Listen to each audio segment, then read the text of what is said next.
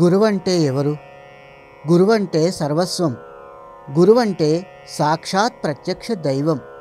గురుబ్రహ్మ గురుర్విష్ణు గురుర్దేవో మహేశ్వర గురుస్సాక్షాత్ పరబ్రహ్మ తస్మై శ్రీ గురవే నమః. శిష్యులకు జ్ఞానబోధ చేయు క్రమంలో గురువులో ఒక మహానటుడు కనబడతాడు. గొప్ప వక్త కనబడతాడు. అద్భుతమైన ప్రేరణకర్త కనబడతాడు. మార్గనిర్దేశకుడు గోచరిస్తాడు. అలాగే భక్తుల ఆలోచన రీతులను బట్టి సద్గురు సాయి కూర్చునే భంగిమల్లో, నడిచే నడకల్లో, చేసే నృత్యాల్లో, పలికే పలుకుల్లో, చూపే మహిమల్లో, ఇచ్చే అనుభవాల్లో అనంతమైన విశ్వమే గోచరిస్తుంది. ఇది భక్తుల అనుభవేక వైద్యం, అనుభూతి చెందిన అక్షర సత్యం. ఆ షిరిడీనాథునికి మనం భక్తులుగా మారామనుకోవడం ఒక భ్రమ. ఆయనే మనను తన భక్తులుగా ఎన్నుకుంటారనేది సత్యం.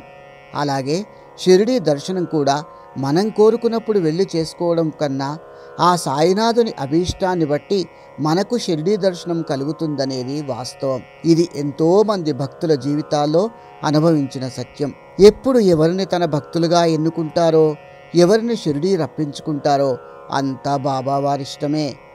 నా అనుమతి లేనిదే ఎవరూ షిరిడీ ప్రవేశించలేరని తెలిపారు బాబా. ఎప్పటికైనా అదే జరుగుతోంది. ఇంద్రియ జ్ఞానానికి అతీతమైన సాయి లీలలను మనం అందుకోగలిగితే మన అలౌకిక ఆనందానికి అవధులే ఉండవు. విశ్వమంతా వ్యాపించి ఉన్న సాయినాథుడు మన మనసు అంతరాళాల్లో చేసే ఆలోచనలను ఎప్పటికప్పుడు తెలుసుకుంటూనే ఉంటాడు, గమనిస్తూనే ఉంటాడు.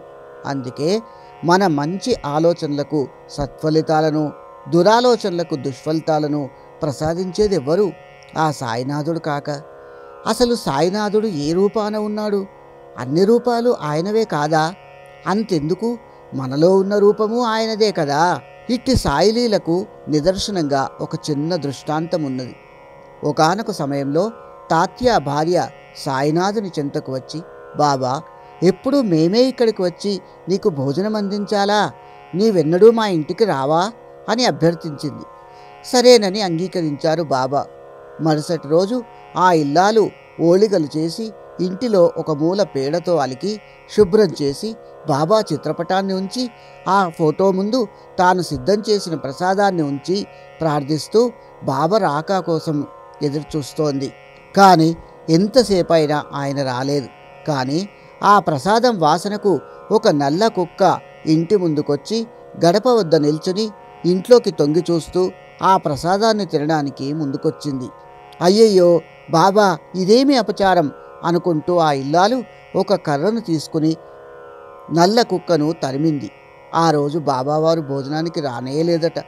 ఇక ఆ తర్వాత మరోసారి ఆ ఇల్లాలు బాబావారిని భోజనానికి పిలవడం, ప్రసాదాన్ని సిద్ధం చేసి ఆయన ఫోటో ముందు పెట్టి బాబావారి కోసం ఎదురుచూడడం, ఆయన రాకపోగా ఒక గేదె రావడం, ఆ ఇల్లాలు దానిని మళ్ళీ కర్రతో తరమడం జరిగిపోయింది.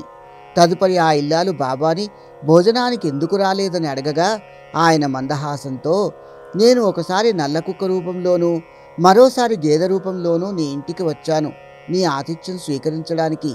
కానీ నీవే గుర్తెరగక నన్ను కర్రతో తరిమావు అన్నారట. అంటే నేను ప్రతి జీవి యందునూ ఉంటానని బాబావారు స్పష్టంగా సెలవిచ్చారన్నమాట. సర్వాంతర్యామి అయిన సాయి లీలలను ఎన్నిసార్లు విన్నా తనివి తీరదు. శ్రీ సచ్చిదానంద సద్గురు సాయినాథ మహారాజుకి జై.